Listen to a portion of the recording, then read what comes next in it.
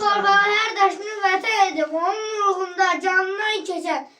Qanı ilə tarix yazıb, özü tarixə sığma. Bir anın oğlu kimi dünyaya göz açıb, min aya oğula, havam da, suyum da.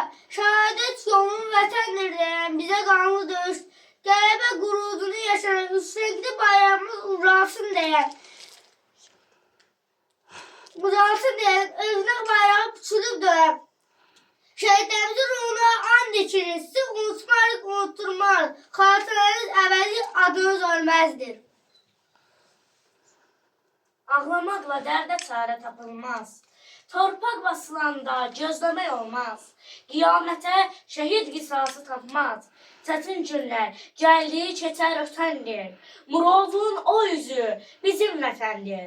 Haylasan qayalar əks edər səsi. İnsana ruh verər gül şəlaləsi. Bulaqların zümzüməsi, nəşəsi unudulmur, yaddan çıxmır. Nədəndir? Murovun o üzü bizim vətəndir. Vaxt gəldi, qələbə çaldı ordumuz. Azadlığa çıxdı doğma yurdumuz. Yenilməz aslana döndü qurdumuz. Dağıldı düşmənin bəndi, bərəsi. Murovun o yüzü bizim vətəndir.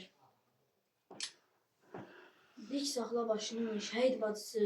Şəhidlər ölməyir, yaşayır hələ. Bir qardaş itirdim, min qardaş tapdım. Bütün qeyrətlər qardaşdır sənə. Allah bütün şəhidlərimizi rəhmət eləsin. Amin.